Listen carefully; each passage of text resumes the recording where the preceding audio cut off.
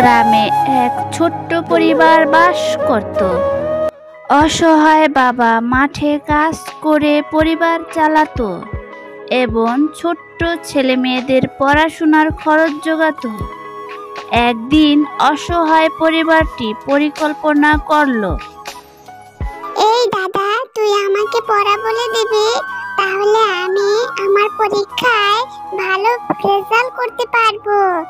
তুই আমাকে একটু হেল্প কর না দাদা। ঠিক আছে মিনা, তুই ঠিকমতো লেখাপড়া মনোযোগ দে, আমি তোকে সব শিখিয়ে দিব, বুঝছিস? এভাবেই দুই ভাই বোনের জুটি সর্বদা ভালো কাটত। একদিন মিনার বাবা তার ভাইকে নিয়ে পরিকল্পনা করতেছিল। কি হয়েছে আবু সাইদের বাবা, কি হয়েছে, আমাকে ডাকছো কেন? শোনো মিনা এবং আবু সাইদের মা, এভাবে তো আর সংসার চলে না। আমি চিন্তা করছি আবু সাইদকে কাজে লাগাতে হবে, তাহলে আমাদের ঘরে কয়টা পয়সা আসবে, বুঝছো? আমি কি বললাম? না না, ছেলে আমার মস্ত বড় হবে, ভালো পড়াশোনা করে একদিন বড় অফিসার হবে। তোমাদের যা খুশি তাই করো, আমি চললাম মাঠে, সময় হলে আবু সাইদকে মাঠে পাঠিয়ে দিও। এভাবেই অসহায় পরিবারটি চলতে থাকে এবং আবু সাইদ মনোযোগ দিয়ে পড়াশোনা করে এবং ভালো রেজাল্ট উত্তীর্ণ হয়। এবার আমি ফার্স্ট হতে পারিনি ওই আবু সাইদের জন্য, সামনের বছর আমাকে ফার্স্ট হতেই হবে। ভালো করে মনোযোগ দিয়ে পড়াশোনা করব, আর আমাকে আবু সাইদ হারাতে পারবে না। এখন থেকে আমি ফার্স্ট হব। ইয়েস, হুররে, আমি ফার্স্ট হয়েছি। বাসায় গিয়ে মাকে আমার পরিকল্পনার কথাটা বলতে হবে। মা, আমি চিন্তা করেছি আমি ঢাকা যাব, সেখানকার ছেলে মেয়েদের পড়িয়ে নিজের পড়ার খরচ জোগাবো এবং সম্ভব হলে আমি তোমাদের জন্য টাকা পাঠাবো। না না না না, কি বলছিস ছেলে আমার? কিভাবে তুই অচেনা শহরে থাকবি আবু সাইদ? তোকে নিয়ে আমার ভীষণ ভয় হয়। তুই অচেনা শহরে থাকতে পারবি না বাবা, তুই যাসনি না বাবা, এটা আমি মেনে নিতে পারছি না বাবা। ইয়েস বাবা, তুমি জিনিয়াস, তুমি আমাকে যেতে দিবে, আমি অনেক খুশি। আমি ঢাকা যেয়ে পড়াশোনা করে অনেক বড় হব, একদিন বড় হয়ে বড় অফিসার হব। ইয়ে বাবা, তোমাকে অনেক ধন্যবাদ। আমি যাব, আমি ঢাকা যাব। ইয়ে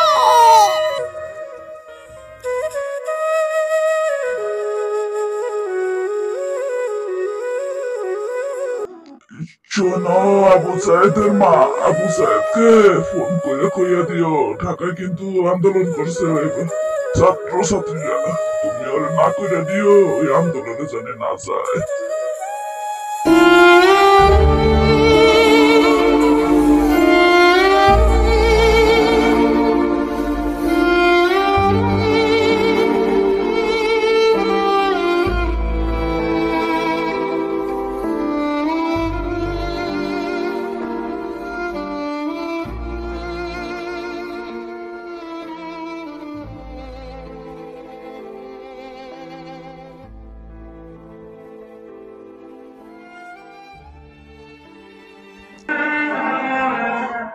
রাজপথ বন্ধ বন্ধ বন্ধ, আমাদের দাবি মানতে হবে, মানতে হবে। গাড়ি ঘোড়া চলবে না, আমাদের দাবি মানতে হবে, আমাদের দাবি মানতে হবে।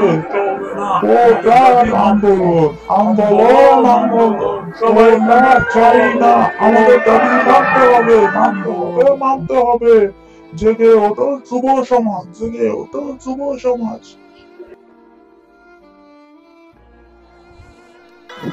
আমরা আমাদের দাবি ইনশাআল্লাহ আদায় করে ছাড়বো। শোনো তোমরা, তোমরা কি বোঝো না? রক্তে আগুন লাগিও না, রক্তে আগুন লাগিও না, বলছি আমাদের ছেড়ে দাও। আমাদের দাবি আমরা পেশ করবই, বাধা দিবে না, ভালো হবে না, আমাদের দমিয়ে রাখতে পারবে না। আমরা এদেশের নাগরিক, আমাদের দাবি আমরা নিজেরাই আদায় করব। নিজেরা শহীদ হব। গুলি করো, ভয় পাই না আমরা তোমাদের।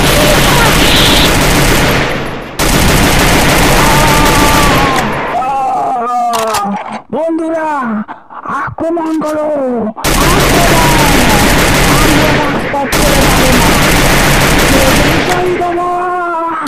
বন্ধুরা, আক্রমণ করো! আক্রমণ করো! আমাদের গুলি করছে!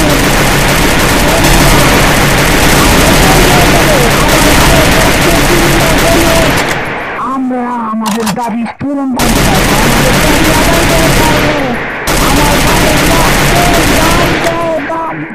আমার বোনের রক্তের দাম দাও, দাম দাও! আমার বোনের রক্তের দাম দাও, দাম দাও!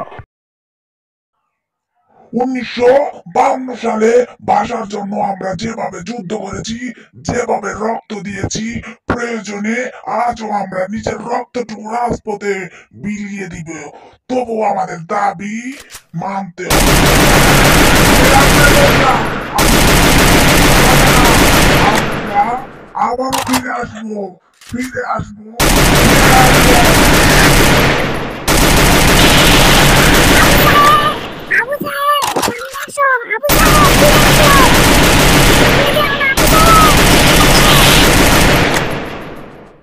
যাব না, আমাদের ভাইয়ের জন্য আমি যাব না,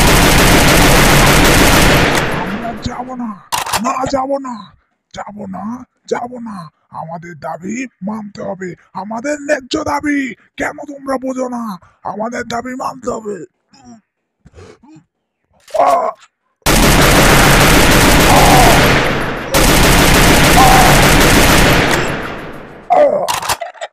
আহ! আহ!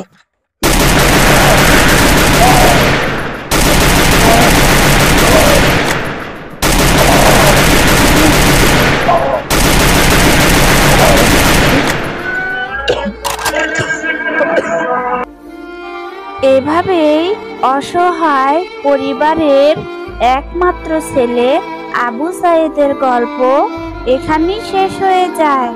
আবু সাইদ 1952 সালে ভাষা শহীদদের মতো শহীদ হয়ে যায় কোটার আন্দোলনে। আবু সাইদের জন্য তোমরা সবাই দোয়া করবে। এই গল্পটি কাল্পনিকভাবে তৈরি করা হয়েছে, অনেক সময় বাস্তবের সাথে মিল রয়ে যায়।